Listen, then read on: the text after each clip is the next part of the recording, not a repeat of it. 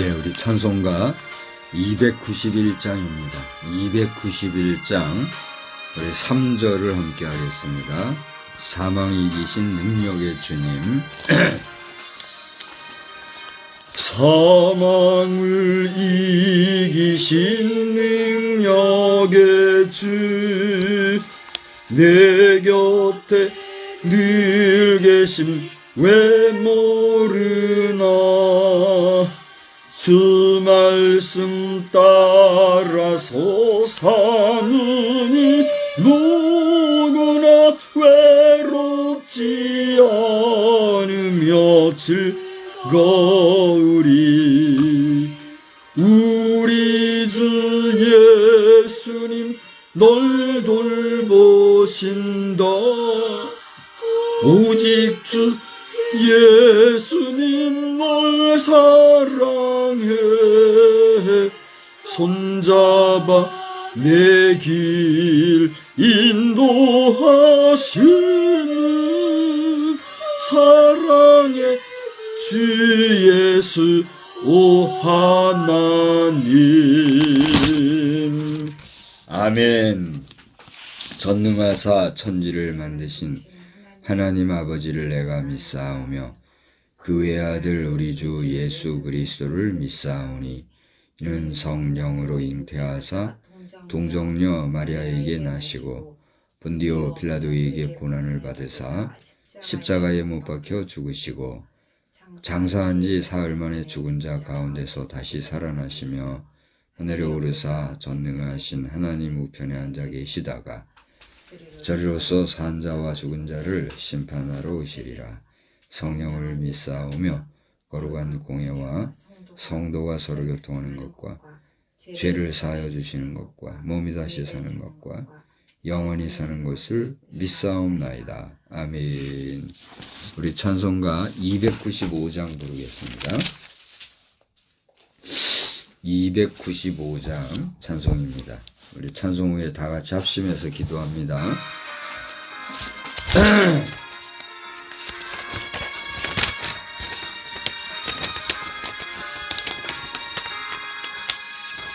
큰 죄에 빠진 나를 주 예수 건지사 그 넓은 품에 다시 품으신 은혜는 저 바다보다 깊고 저 하늘보다 높다. 그 사랑 영원토록 나 찬송하리라. 날로 더욱 귀하다. 날로 더욱 귀하다. 한이 없이 넓은 우리 주의 사랑 날로 더욱 귀하다.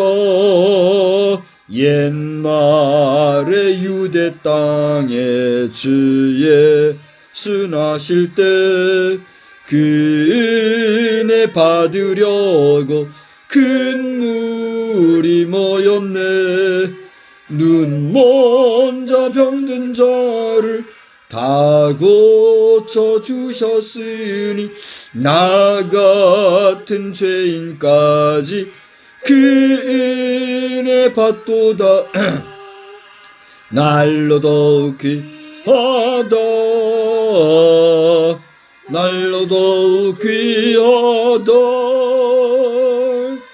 한이 없이 넓은 우리 주의 사랑 날로 더욱 귀하다. 주 크신 사랑으로 만 백성 위하여 그 십자가의 고난 다 받으셨으니 그 속죄 받은 성도 큰 소리 함께 높여 온 천지 울리도록 주 찬송하리라. 날로 더욱 귀하다. 날로 더욱 귀하다. 한이 없이 넓은 우리 주의 사랑 날로 더욱 귀하다.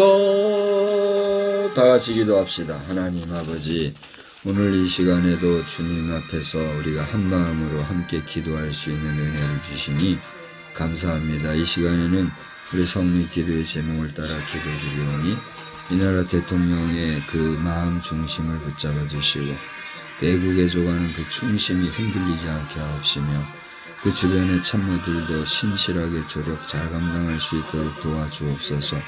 소식에 의하면 지금 대통령은 사우디아라비아 또 주변 나라들을 돌아보며 그 길을 선양하고 우리나라의 모든 일들을 이끌어가는 이제 외교 정치를 활동하고 있는 줄 압니다. 하나님, 이러한 때에 여야가 근신하여 국정에 잘 이바지하게 하여 주옵시고 또 2024년도의 총선이 순리대로 잘 성사될 수 있도록 부정부패가 없을 수 있도록 주님 도와주시고 부정을 행하려 하는 자들은 반드시 척결하여 주시어서 저들이 더러운 일을 탐하지 아니하도록 주님 이 나라를 지키고 안보하여 주시기를 간절히 빌고 소원합니다. 각 교단마다 또 그 교회에 필요한 법제들을 만들어 활동하고 있는 줄 압니다.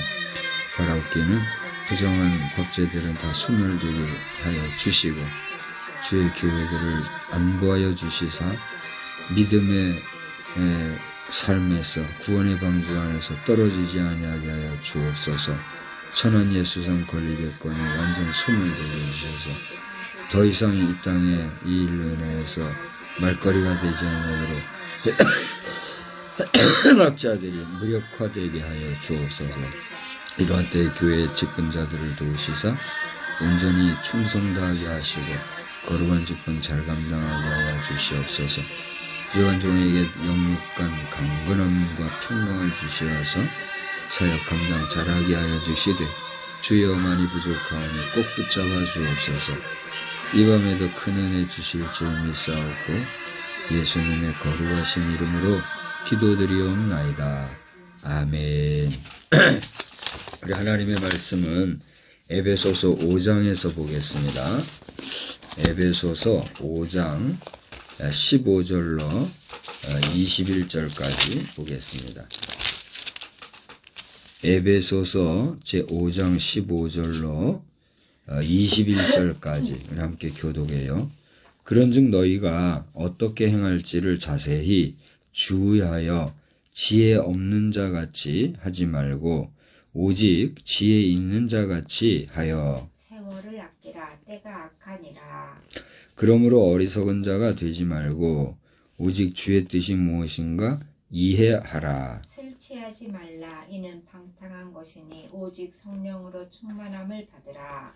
시와 찬송과 신령한 노래들로 서로 화답하며 너희의 마음으로 주께 노래하며 찬송하며 범사에 우리 주 예수 그리스도의 이름으로 항상 아버지 하나님께 감사하며 그리스도를 경외함으로 피차 복종하라. 아멘. 하나님의 넘치는 은혜가 이 밤에도 우리와 함께 해주시기를 우리 주의 이름으로 축원합니다. 제가 지금 안 보이니까 이렇게 좀 자리 이동을 해서 같이 볼 수 있으면 좋겠어요. 어떻게 행할지 돌아보는 삶. 우리 한번 따라 할까요? 어떻게 행할지 돌아보는 삶. 어떻게 행할지 돌아보는 삶. 예, 오늘 이 본문을 가지고 우리가 이 세상을 살아가면서 어떻게 행할지 우리 자신을 돌아보는 그런 삶을 살자고 하는 그런 말씀을 우리가 나누고자 합니다. 어떻게 산다, 어떻게 사는가 하는 것은 참 우리에게 있어서 존재론적인 질문이기도 하고 또 어떻게 보면 근본적인 그런 질문이기도 하지요. 오늘 우리가 읽은 5장의 말씀은 그 앞서 4장에 보시면 4장 25절에 그 앞에 보면은 제목 삼아 써 있는 내용이 있죠. 뭐라고 되어 있습니까? 하나님을 하나님을 받는 본받는 생활이라. 사실 이런 제목이 적합하다고 우리가 할 수가 없어요. 그래요, 안 그래요? 하나님을 본받는다? 하나님은 신이시지요. 하나님은 우리가 감히 범접할 수도 없고 가까이 하기에도 어렵고 그분은 정말 신들 중에 신이요 만왕의 왕이신 그 하나님이잖아요. 근데 그 하나님을 본받는다? 사실 명제적으로나 논리적으로 성립이 안 되는 거예요. 그죠? 뭐 거기에 대해서 여러 가지 해석적으로 이래서 우리가 하나님을 본받아야 된다 말할 수 있다 할 수는 있어요. 그래서 오늘 제목도 그렇게 설정을 했으니까. 근데 우리가 하나님을 본받는다, 신이신 하나님을 본받는다, 사실은 이게 있을 수 없는 일이지만 그럼에도 불구하고 우리가 하나님의 속성, 하나님의 성품, 하나님의 의지, 하나님의 그 뜻을 이해하고 그 이해하는 하나님의 의지와 뜻을 준행하고 살려고 한다고 하면 그 자체가 하나님을 뭐하는 거예요? 본받는 생활이다 할 수 있겠기 까닭에 하나님을 본받는 생활이라 하는 이런 제목을 지은 것이다 볼 수가 있지요. 근데 이 하나님을 본받는 생활이라는 제목하에 이제 이게 4장 25절서부터 그죠? 시작이 돼서 5장 14절까지 보면은 그런 내용들이 쭉 기록이 돼 있어요. 그러면 하나님을 본받는 생활이라는 건 어떤 것일까? 여기 구절구절 여러분 보면은 그 내용이 다 나와 있죠. 그죠? 그래서 결국 하나님을 본받는 삶을 산다고 하는 것은 우리가 이 세상을 살아가면서 그저 단지 언젠가 소멸되어지고 마는 한 짧은 생을 탈피하고 또 그것에서 무마하고자 하는 삶, 그걸 주창하는 정도가 아니라 우리가 하나님의 형상을 따라 지음을 받았고 하나님의 자녀요 백성이라고 하면 응당 하나님의 뜻을 본받아 살아갈 수 있는 그런 인생이 되어야 되지 않겠는가. 근본적인 깨달음을 우리에게 깨닫게 해주는 그런 말씀이라 할 수 있겠죠. 그런즉 오늘 읽은 15절에 보면 앞에 나와 있는 대로 하나님의 그 삶을 하나님을 본받는 그런 생활을 하는 것이 우리 인간의 근본 기본적인 도리라고 할진데 그런즉 너희가 그 다음에 뭐예요? 어떻게 행할지를 자세히 주의하여 지혜 없는 자같이 하지 말고 오직 지혜 있는 자같이 하라. 이렇게 이제 연결이 되고 있는 걸 보게 되죠. 그러니까 하나님을 본받는 생활을 하려면 우리가 어떻게 살아야 되겠느냐 그 얘기죠. 오늘 말씀은 우리로 하여금 어떻게 살아라 그랬어요? 지혜롭게 삶을 살아라 그렇게 얘기했어요. 저는 이제 돌아가신 할머니를 생각을 하면 할머님이 하신 말씀이 많이 있잖아요. 여러 말씀을 하셨는데 그 중에서도 우리 이순기 할머니, 이순기 사모님 언급하신 말씀 가운데 그분의 이름과 연결해서 떠오르는 단어가 있다면 지혜예요. 당신은 늘 보면 지혜롭게 살아야 된다. 지혜롭게 행동해야 된다. 지혜를 그렇게 말씀을 많이 하셨던 것 같아요. 손주 며느리로서 본인은 어떻게 그런 말씀을 많이 들어본 것 같아요? 본인도 그렇게 들어봤어요? 그래요. 사람이 왜 잘 못 사느냐? 지혜가 없어서 그렇다. 왜 가난하게 사느냐? 지혜가 없어서 그렇다.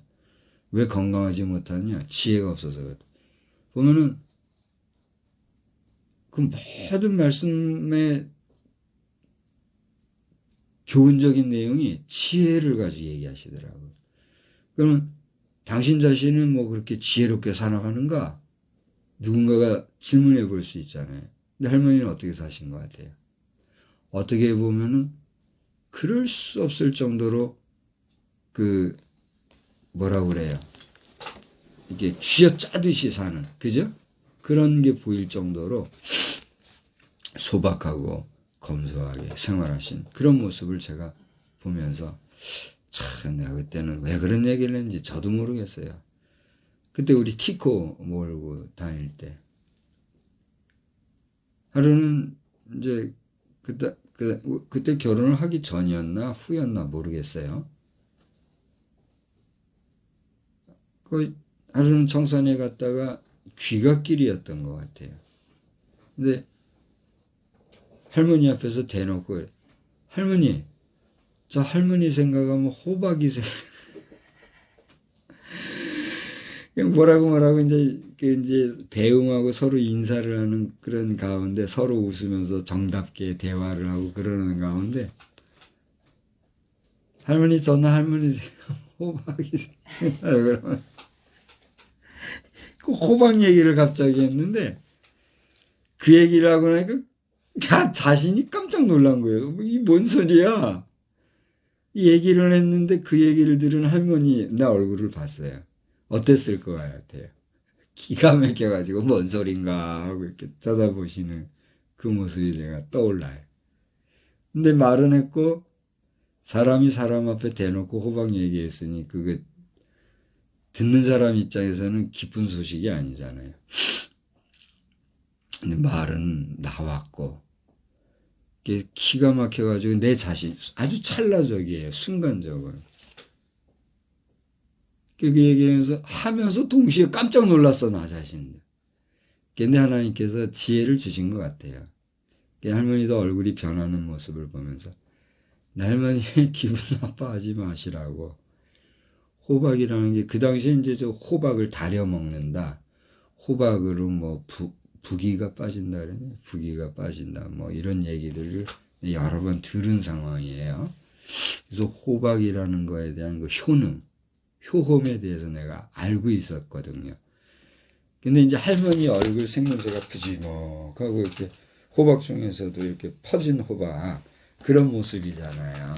할머니가 뭐 그렇게 호박같이 못생겼다 그런 얘기가 아니라 할머니도 보면 이쁜 얼굴이었어요. 그렇지 않아요?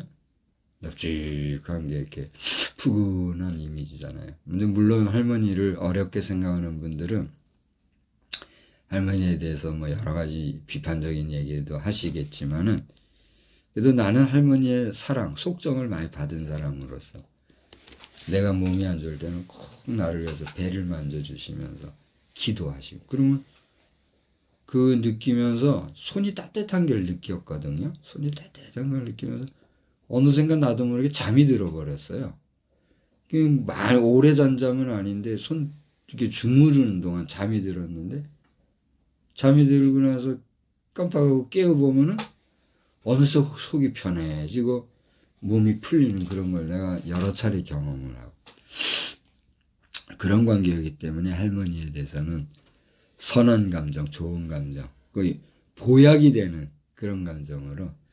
근데 호박이라는 건 이렇게 다려 먹으면 약효가 있고 사람에게 유익한 그런 게 있잖아요. 그러면서 할머니는 저에게 그런 존재입니다. 또 말을 이렇게 싹 돌려서 얘기를 했던 것 같아요.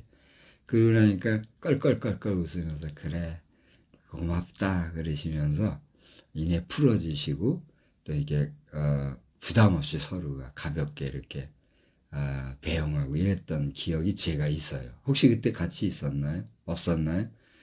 내가 할머니 하면은 그런 생각이 한 번씩 나요. 뭔 얘기 하려고 했냐면 그 할머님이 늘 하시던 얘기가 지혜롭게 살아야 된다. 지혜롭게 살아야 된다. 이 경제에 대해서도 그러시더라고요. 아무리 내가 많은 게 있어도 내 주머니에 있어야 내 거지. 이거 한번 나가면 다 헛일이다 하는 거예요. 그러면서 그 당시에는 이제 할머니의 삶이 궁핍하고 또 여러 가지 면에서 어려운 그 시대 노인 어르신분들 다 그랬잖아요. 더군다나 목회자들 가정이 다 그랬잖아요. 그런 삶을 사시면서 참 힘겹게 살아오시면서 결국에 지혜롭게 사는 삶과 경제의 삶을 이렇게 얘기를 하실 때에 얼마나 교훈을 제가 받고 그렇게 살아죠. 오늘날 경제활동을 우리가 넉넉하게 하고 우리 자녀 세대들은 오히려 아버지, 엄마, 우리 세대보다도 더 큰 규모, 또 더 넉넉한 경제활동을 하잖아요. 그렇게 하면 뭐하냐 말이에요. 그게 있을 때 내 거고 또 그거에 잘 선하게 활용이 되어야지 흥청망청 먹자 마시자 육신을 위해서만 살면 잠시 왔다가는 짧은 생에 한 생이잖아요. 당신들은 덜 먹고 덜 마셨을지라도 그것을 헌금을 하고 또 선한 사업과 구제, 봉사, 전도하는 삶에 그 모든 재정을 이렇게 사용했던 걸 우리는 알 수 있잖아요. 보아왔고 또 그렇게 알고 있잖아요. 그렇게 우리가 영적인 사업과 구령 사업을 위해서 하나님 나라를 전하는 하나님 나라 백성으로서의 주의 일을 위해서 살아가는 그런 삶이 가치 있고 보람 있는 삶이다. 그렇게 우리가 살아가고 있고 또 그렇게 살아야 되지 않겠어요? 그런 면에서 지혜롭게 사는 게 얼마나 중요한가. 여러분 할머니 말씀하신 걸 제가 떠올리면서 오늘 그 할머니의 말씀을 넘어서서 성경에서 우리 하나님이 하시는 말씀, 하나님을 본받는 생활을 하는 성도들 어떻게 살아야 될까? 첫째로 어떻게 살아야 된다? 지혜롭게 살아야 된다. 또 두 번째로는 16절을 보니까 어떻게 살아야 된다고요? 세월을 아껴야 된다. 왜? 때가 악하기 때문이다. 근데 저는 이 말씀을 읽을 때마다 이 말씀이 쓰여진 것은 거의 2000년 전이잖아요. 물론 우리가 정확한 연수로 치자면은 이 에베소서가 서기 100년이 안 된 몇십 년 된가 쓰여져서 50년 된가 60년 된가 쓰여졌단 말이에요. 그러면 그걸로만 계산을 해도 사실 2000년이 안 됐죠. 정확히 계산하자고 하면. 그러나 이제 약 2000년 전에 쓰여진 거잖아요. 근데 2000년 전에 지금 뭐라고 얘기했어요? 세월을 아끼라. 때가 어때요? 악하다. 2000년 전에 세월이 악하다 했는데 그 2000년이 흐른 지금에 와서도 우리는 여전히 이 세상을 뭐라고 말하고 있어요? 악한 세상이다 이렇게 얘기하고 있단 말이에요. 그러면 인간 사는 세상은 끊임없이 악한 세상인 것인가? 여러분 어떻게 생각하세요? 여러분 어떻게 생각하세요? 여기에는 또 철학적인 면에서 여러 가지 말을 할 수가 있을 거예요. 뭐 신학적인 문제까지 안 가더라도 인간에게는 철학이 있고 또 역사라는 게 있기 때문에 인간 철학, 역사 이런 걸 쭉 돌아보게 될 것 같으면 여러 가지 할 말이 있을 줄 알아요. 그러나 결론적으로 돌아보면 인간학에 속하는 철학이든지 역사든지 이런 분야에서도 인간의 세상은 결국 뭐 하는 거예요? 악할 수밖에 없고 또 악해왔고 지금도 세상은 여전히 악한 가운데 흘러가고 있다. 물론 이건 좋은 말은 아니에요. 긍정적인 말도 아니고. 그러나 현실이 어떻단 얘기예요? 현실이 그러하다는 얘기예요. 오늘 이 메시지를 누가 들을지 몇 분이 볼지는 모르지만 여러분 가운데는 우리가 사는 시대가 악하다 하는 데 대해서 긍정하실 분도 있고 부정하실 분도 있으리라고 생각을 해요. 긍정하시는 분이라면 뭘 말하려고 하는지를 아는 분들이죠. 그러나 부정하는 분들은 생각할 때 어떻게 생각하겠어요? 아니 지금 세상이 얼마나 좋은데 세상이 얼마나 발전했고 또 우리는 앞으로 나아갈 세상이 얼마나 기대가 되고 또 무관하게 펼쳐진 세상인데 그 세상을 악하다고 보고 살아가는 그런 시각 가지고 어떻게 미래가 진척이 있겠는가? 말할 수 있어요, 없어요? 말할 수 있어요. 그죠? 그렇게 말하고 그런 생각을 가지고 이 세상이 악한 것을 보지 아니하고 그저 선한 것을 보고 선한 미래를 살피고 선한 미래를 바라보고 나아갈 수 있다고 하면 잘하는 거예요, 못하는 거예요? 잘하는 거죠. 그럼 그렇게 가면 돼요.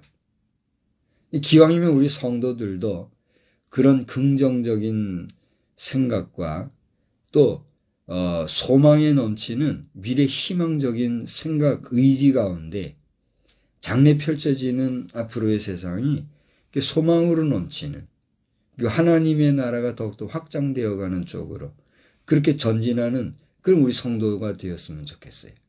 또 그런 우리 성도들의 삶이 되기를 주의 이름으로 축원합니다. 그러나 그럼에도 불구하고 세상은 여전히 어떻단 얘기예요? 악한 것은 이 세상은 그만큼 물질적이고 또 유한하며 한계가 있기 때문이라는 사실이에요. 한계가 있고 유한하다 보니 유한한 세상에서 그 한계 있는 세상을 뛰어넘으려고 사람들은 의지와 상관없이 어떻게 하게 돼요?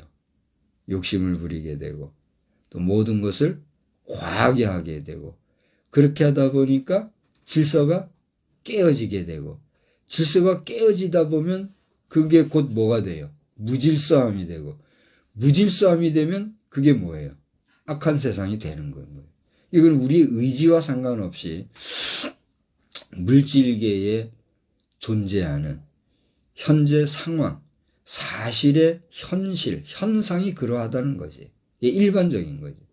그러니까 우리가 사는 세상은 내가 악하지 않다고 해서 악하지 않은 게 아니라 내가 악하지 아니하다 할지라도 악할 수밖에 없는 세상이 물질 세상이라는 것을 우리가 생각하게 된다면 이 세상은 어쩔 수 없이 여전히 악한데, 그런 악한 세상을 살 때 그래서 우리는 어떻게 하라고?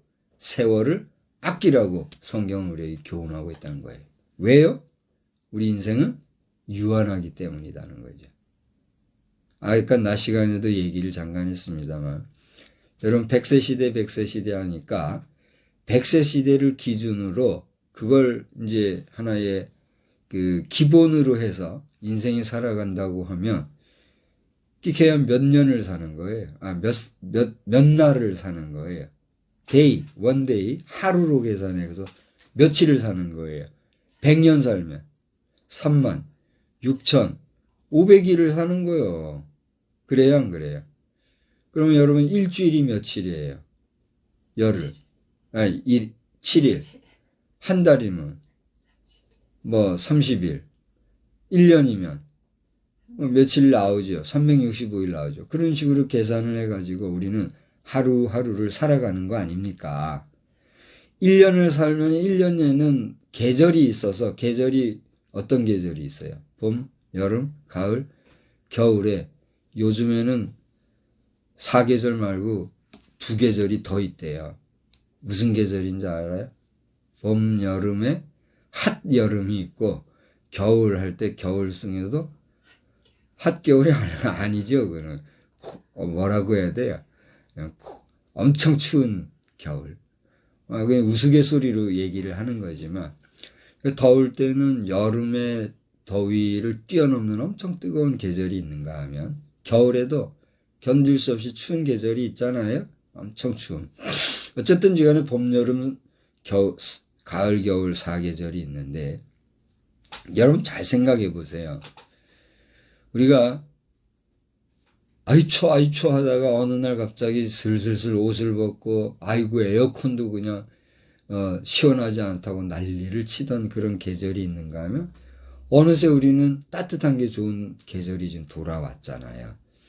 오늘이 절기적으로 어느 시점인지 모르겠지만 상강이 지났나요? 상강이 아직 안, 한로는 지났나요? 뭐 지금이 계절적으로 오는 데인지 잘 모르겠어요. 하여튼 추분도 지나고 이제는 겨울로 들어가는 가을이 됐잖아요. 지금 이제 가을의 절정인지도 모르겠어요. 조금 있으면 이제 또 겨울이 올 거 아닙니까?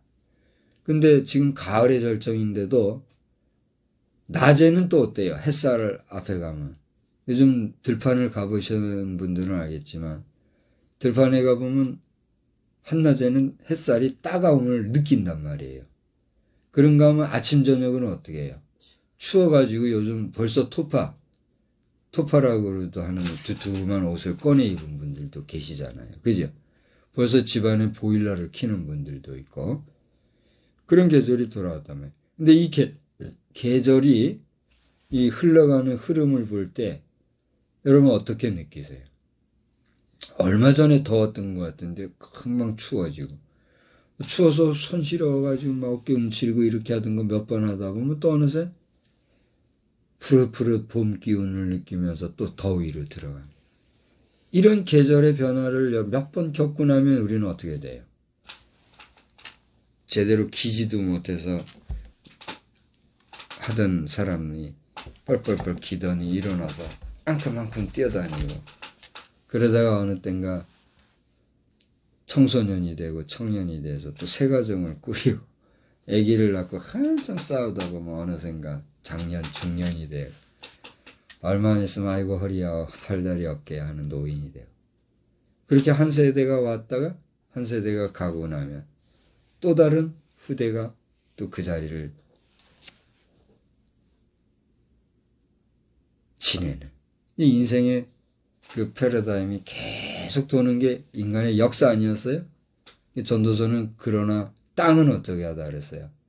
영원하다 이런 얘기를 하면서 인간의 유한함을 얘기했는데 이런 세상에 대해서 세월을 아껴라. 오늘 저는 이 설교를 하면서 설교자로서 그런 생각이 좋지 않은 걸 알지만 그런 생각을 한 번씩 해요. 설교자로서 이게 무슨 의미가 있는가? 자 봐요. 주일이 오면 주일 설교, 수요일 오면 수요일 설교, 새벽이면 새벽 기도라고. 또 요즘에는 또 각종 기도회들을 하는 교회들도 있잖아요. 금요일 기도회다. 또 매일 밤 기도회라. 끊임없이 신앙생활이라는 이름으로 설교하고 예배하고 또 이런 생활들을 하는데 무슨 의미가 있는가 그런 생각을 한 번씩 하게 돼요. 설교자로서. 설교자가 그러한데 그 설교를 듣고 있어야 될 성도들은 어떨까 그런 생각을 하면 참 이 행위 자체도 하나님 앞에서는 덧없다 하는 생각이 한 번씩 들더라고요. 자, 설교자로서 이런 생각이 건강한 것 같아요? 건강하지 않은 것 같아요? 여러분은 뭐라고 생각할지 모르겠는데 설교자도 설교를 듣는 사람들과 다를 바가 없다는 거예요. 거룩한 척하고 하나님의 말씀을 아는 척하고 여러 가지로 하나님의 교훈의 말씀을 전하는 설교자라고 하고 긴 말하고 어떤 사람은 유명 설교자가 돼가지고 말이죠. 보면 명성이 자자한 그런 설교자들도 있잖아요. 그런가 하면 어떤 사람은 하나 드러나지 않은 이런 사람들. 무슨 의미가 있느냐 이거예요. 지금 우리 다른 나라는 잘 모르겠고 얼마 전에 우리 외국의 유명한 그 분이 한 분 돌아가신 분이 계셔요. 그분 소식도 이렇게 오고 하던데 아무리 유명해 봐야 우리나라에서 내노라는 설교자들이 있잖아요. 그렇게 설교를 잘하고 유명세가 있어 봐야 그 기간이 얼마예요? 아까 36,500일 기준으로 치면 그분의 남은 날이 얼마냐 말이에요. 그 남은 날이 지나고 나면은 그분의 의지나 뜻과 상관없이 그분은 뭐가 돼요? 띠리리리리리리리리리 띠 끝나는 거잖아요. 여기 있는 저도 마찬가지고 그죠? 이런 연약한 우리가 설교하니 설교를 듣네 기도하네 무슨 의미가 있을까? 한 번씩 생각한단 말이에요. 이거 건강 얘기를 하다 이런 얘기를 했는데 그런 생각하는 게 건강한가 건강하지 않은가? 여러분이 볼 때는 어떠냐 말이에요. 건강하니까 그런 얘기를 한다고 생각하느냐 저 건강하지 아니하고 쓸데없는 생각한다고 그렇게 여러분 말하느냐 여러분이 한번 생각해 보라는 거예요. 저는 여러분의 응답을 크게 기대하거나 들으려고 하지 않으려 해요. 왜냐면 해봐야 그것도 헛되고 의미가 없는 거니까. 그죠? 그러나 분명한 것은 설교자가 그런데 그 설교를 듣는 여러분은 어떨까를 생각할 때 설교자든 또 설교를 듣는 여러분은 우리 모두는 하나님 앞에서 어떤 존재란 말이에요. 유한한 존재다. 그런 거로 우리의 남은 때, 우리의 세월을 살아가는 동안에 우리에게 주어진 세월을 아껴서 하나님의 기쁨, 하나님의 영광, 하나님의 뜻이 무엇인지를 우리가 분별하고 어쨌든지 간에 내가 하나님의 영광을 위해서 살아가는 존재, 하나님께서 기뻐하시고 하나님께서 인정해 주시고 하나님께서 만족해 할 만한 그런 삶을 살아가야 되겠다. 그거면 될 것 같다. 그런 말씀을 드리는 거죠. 그래서 이것은 내 의지나 내 생각이나 내 어떤 사고를 얘기하는 것이 아니라 지금 저 말씀을 전하면서 제가 그저 의존적으로 또 의지적으로 의지한단 말이에요. 기대하는 그런 마음으로 되뇌어 보는 거예요. 여러분이 이 말씀을 들으면서 판단할 자리에 계신 거죠. 판단 함부로 하지 말라고. 그런 판단이 아니라 우리가 이성적으로 판단할 수 있잖아요. 이 이야기가 합당한 메시지인가 아니면 쓸데없는 소리인가 이런 판단할 수 있잖아요. 그냥 판단해 보시는 가운데 여러분 자신이나 저나 하나님의 마음에 합당한 삶을 살아가기 위해 우리에게 주어진 세월을 아끼고 살아가는 복된 심령들이 다 되어야 될 줄로 믿습니다. 그 다음에 이제 17절을 보면 주님의 뜻을 잘 이해하고 살아야 되겠다. 거기 보면 그랬잖아요. 세월을 아껴야 되고 지혜롭게 살아가야 된다. 그러므로 다 같이요. 어리석은 자가 되지 말고 오직 주의 뜻이 무엇인가 이해하라. 이해를 못하면 뭐라고 그래요? 오해한다 그랬죠. 하나님의 뜻은 이건데 그걸 이해 못하면 어떻게 해요? 엉뚱한 일을 하게 되는 거죠. 서로 사랑하라. 사랑하라는 건 뭐예요? 용납하고 이해하고 포용하고 불쌍히 여기고 도와주고 그렇게 하라는 건데 사랑하라 그랬으니까 사랑하자 해가지고 그냥 부정을 행하고 그렇게 하면 그걸 이해한 거예요? 오해한 거예요? 근데 그걸 그렇게 자기 밥그릇 챙겨 먹듯이 못되게 해가지고 나쁜 짓 하는 사람들이 있죠. 그걸 뭐라 그래요? 네? 하나님의 말씀을 이렇게 오남용 해가지고 자기 이익을 차리는 사람. 그걸 뭐라? 그렇죠. 그게 이단이요. 그걸 사입이라 그러는 거예요. 이 이단이라는 게 뭐예요? 하나님의 말씀을 도용해서 악용하는 자. 그게 뭐예요? 이단인 거예요. 그러면 기성교회 안에도 이단이 있을 수 있어요? 없어요? 아무리 공교회라고 이름 걸고 해도 이 하나님의 뜻을 이해하지 못하고 오해하고 자기 이익에 밥그릇 수단 삼으면 그게 뭐예요? 이단인 거예요. 누가 이단들어 2단, 3단 얘기할 수 있어요. 그럼에도 불구하고 분명히 잘못된 이단은 있지요. 그럼 우리가 경계하고 주의해야 되죠. 그러나 더 주의해야 될 거는 뭐예요? 이단을 정죄시하고 이단을 경계하라고 하는 나는 이단적인 요소가 없는가? 에? 돌아봐야 되는 거예요. 하여튼 하나님의 주의 뜻을 잘 이해하라. 그 다음에는 우리에게 필요한 게 있는데 그게 뭐예요? 18절에 보면은 우스꽝스럽기도 하고 말 같지도 않은 얘기지만 뭐가 나와요? 술 취하지. 자, 저를 보세요. 지금도 우리 교회 안에 이 술 먹는 문제 가지고 설왕설래하는 사람들이 있다면 아휴 집어치우셔. 그렇게 말할 것밖에 없는 것 같아요. 예? 우리 목회자들 가운데도 이 문제에 그냥 자유한 사람들이 있는 것 같은데 그 뭐하러 목사를 하는가 말이에요. 그래요 안 그래요? 중직자 위치에 있으면서도 말이야. 술 먹는 문제 이거 하나도 해결 못하고 이게 하나님의 뜻 안에서 자유하니만 있단 소리 하되고 합리화하고 뭐하러 교회 와서 직분받고 성도라고 하고 사느냐 말이. 쓸데없는 소리더라고. 교회에서 아직도 이 술 문제 가지고 해결 못하고 끝까지 그냥 힘들어하는 사람들 그 초보적인 신앙 버리고 그런 문제에 자유하고 말이야. 그 다음 뭐라 그랬어요? 술 취하지 말라. 이는 뭐예요? 방탕한 것이다. 분명히 얘기하고 있어요. 오직 뭘 받으라? 성령으로 충만을 받아. 너희들이 취해야 될 것은 술 취하거나 여기서 술 취한다는 것은 단순히 음주 문제만을 얘기하는 게 아니에요. 이것은 깊이 많은 성서 해석자들이 주석가들이 얘기할 때 술 취한다는 건 세상에 취한다는 거예요. 술 취한다는 건 뭡니까? 술 마시고 우리 육신을 망가뜨리는 게 술 취하는 거잖아요. 그런 것과 같이 세상의 놀이, 세상의 문화, 세상의 문명 이런 것들에 취해서 육신의 안락과 이생의 자랑과 그리고 더 편하고자 하는 욕심들의 매임 그게 술 취하는 것이다 이렇게 얘기한단 말이에요. 세상에 취하는 그런 것에 취할 것이 아니라 뭐에 취해야 된다는 거예요? 성령에 취해야 된다. 여기 취한다는 말은 뭐예요? 이빨 오르는 거 이걸 얘기하는 거예요. 가득 차는 거 이걸 취하는 거란 말이에요. 근데 이 취한다는 개념과 같은 의미가 뭐냐? 충만한 거예요. 내가 성령에 취해라 그럴 수도 있는데 여기서는 술 취하지 말라는 용어가 부정적인 용어니까 술 취함과 반대되는 개념으로 성령을 충만함을 받아라.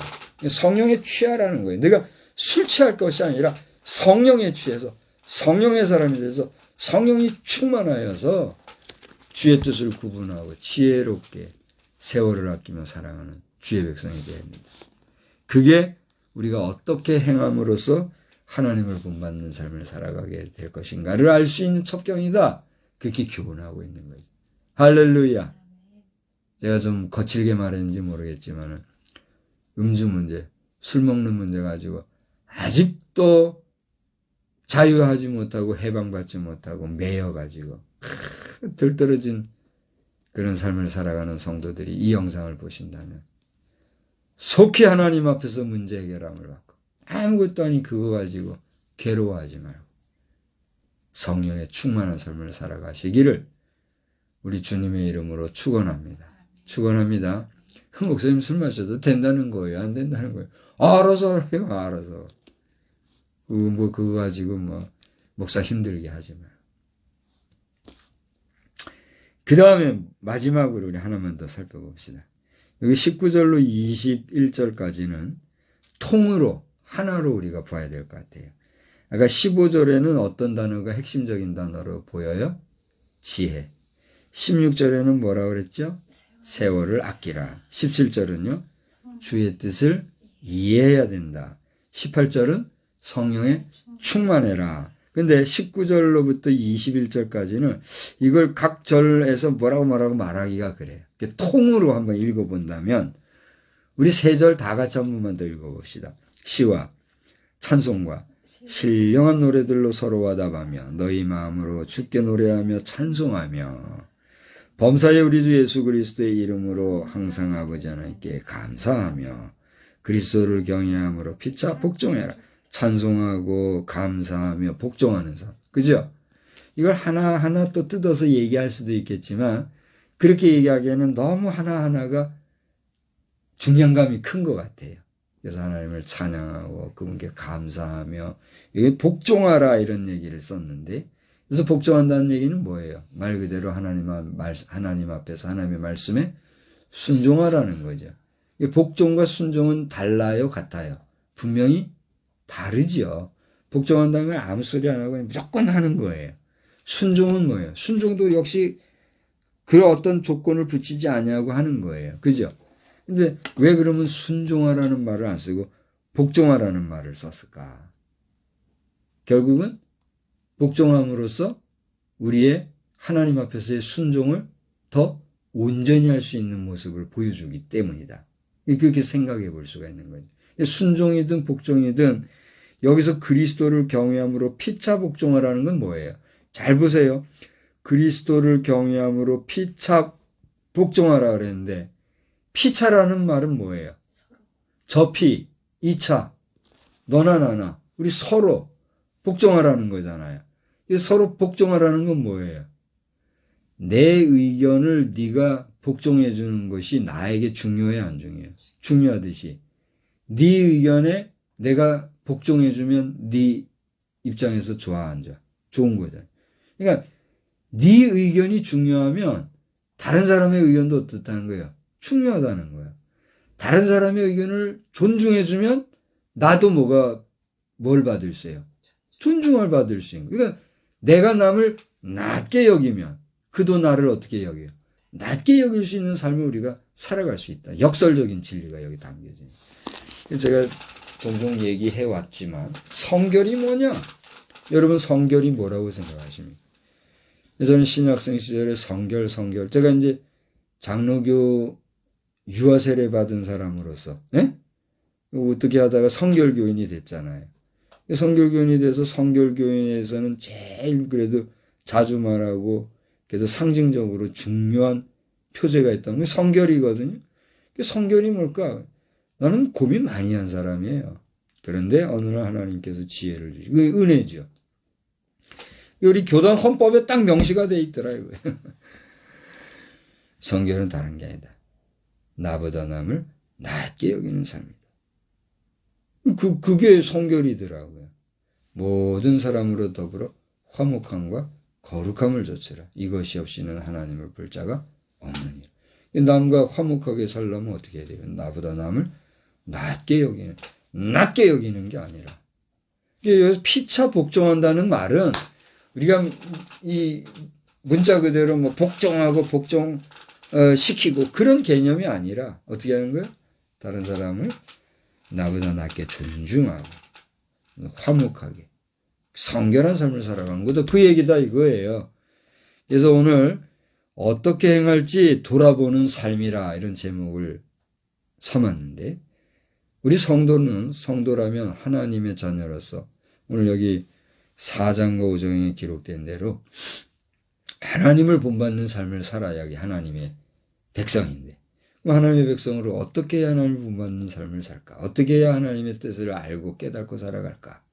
오늘 말씀에서 그것을 우리에게 구체적으로 가르쳐주고 있는 것을 발견하면서 여러분 이번 한 주간 동안에도 또 우리의 남은 생애 동안에도 이렇게 하나님 앞에서 하나님을 본받는 거룩한 삶을 살아 승리하는 믿음의 백성, 복된 백성, 거룩한 백성 다 되시기를 주님의 이름으로 축복합니다. 하나님 아버지 감사합니다. 오늘 이 밤에도 저희들이 하나님을 본받는 삶을 사는 하나님의 자녀여 백성으로서 어떻게 행할지 그 구체적인 실천 양식을 또 말씀을 통해서 돌아보게 되었습니다. 지혜롭게 세월을 아낄 뿐더러 또 하나님의 그 뜻을 잘 분별하여서 감사하는 가운데 또 다른 사람들과 더불어 화목함과 거룩함을 좇으며 살아가는 이런 일련의 삶들을 하나하나 우리에게 제시해 주시고 가르쳐 주시고 깨닫게 해주신 하나님 감사합니다. 아무쪼록 저희들이 이러한 말씀을 가진 자들로서 이 말씀에서 어그러지지 말고 모든 사람과 더불어 화목하게 살면서 우리의 삶을 잘 경주하던 가운데 우리에게 주어진 인생의 삶을 살다가 주님이 부르시면 하시라도 감사한 마음, 기쁜 마음, 또 복된 부르심을 받기에 부족함이 없는 저희들이 다 되게 하여 주시옵소서. 이 세상에서는 하나님을 믿는 자들도 있고 그렇지 못한 자들도 있는 줄 압니다. 이 시간 이 영상을 통하여서 하나님을 믿고 섬기는 자들에게는 그 믿음이 더욱더 돈독해지고 부요해질 뿐 아니라 굳세어져서 하나님 마음에 합당한 자들로 나아가게 하여 주시옵시고 또 믿음이 없어 방황하는 자들에게는 오 주님 믿음도 하나님이 주시는 선물이라 하였사오니 그들에게 믿음을 선물로 주셔서 내가 믿으려 해서 믿어지는 믿음이 아니라 하나님께서 위로부터 주시는 참 믿음으로 말미암아 저들도 믿음의 사람, 믿음의 백성이 되어서 하나님이 예비해 주신 천국의 백성으로 들림받는 복된 심령들이 다 되게 하여 주시옵소서. 우리 자녀손들 일일이 주님이 지켜주시고 우리를 위하여 기도하고 또 관심을 갖고 함께하는 지인들 한 사람 한 사람 주님 기억해 주셔서 그들의 삶 또한 하나님 앞에서 거룩하고 복된 심령들이 다 되게 하여 주시옵소서.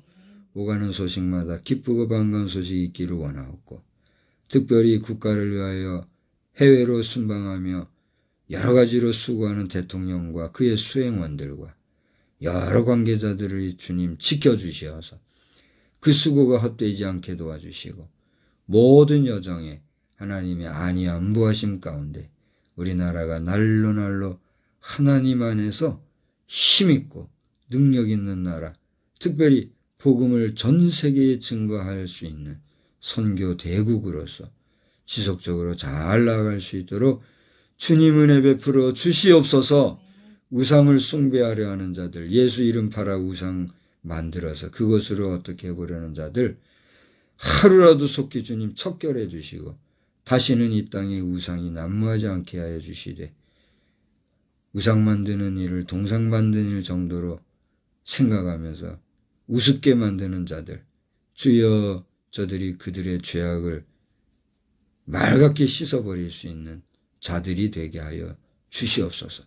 저 북한 공산주의자들 불쌍히 여기시되 그 죄값이 속히 해결되어질 수 있도록 그들 자신의 죄값을 그들이 깨닫게 해주시고 하루라도 속히 회개하고 자유대한민국과 더불어 하나님을 두려워할 줄 아는 그런 동포요 동족으로서 멸망하는 족속들이 아니라 구원함을 받는 족속들이 되도록 주여 긍휼과 자비를 베풀어 주시옵소서. 이 땅을 파수하기 위하여 수고하는 육해공군, 해병대와 특수 근무자들 일일이 주님이 지켜주시고 그들이 사명에 충실하고 애국애족의 뛰어난 심령들이 다 되게 하여 주시옵소서. 오늘도 한날의 삶을 주님께 맡기고 또한 의지하오며 예수님의 귀하신 이름으로 기도드리옵나이다. 아멘. 찬송가 292장 함께 부르겠습니다. 292장 찬송. 우리 고백적으로 주님 없이 살 수 없습니다. 우리 함께 부릅니다. 주 없이 살 수 없네 죄인의 구주요 그 귀한 보배 피로 날 구속하소서.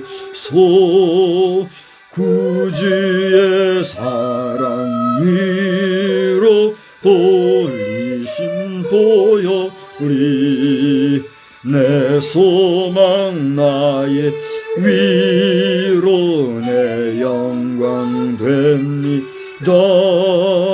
주 없이 살 수 없네 나 혼자 못 서리 힘없고 부족하며 지혜도 없도다.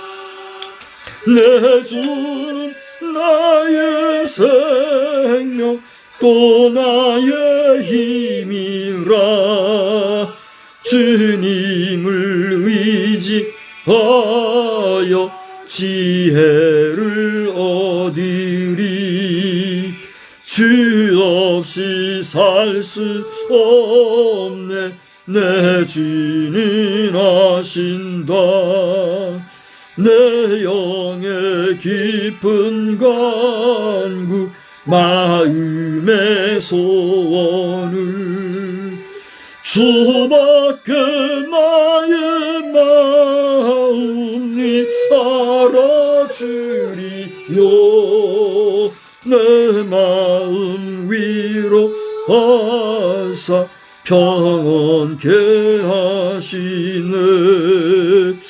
주 없이 살 수 없네 세월이 흐르고 이 깊은 고독 속에 내 생명 끝나도 사나운 풍랑일 때 날 지켜주시니 내 곁에 계신 주님 늘 힘이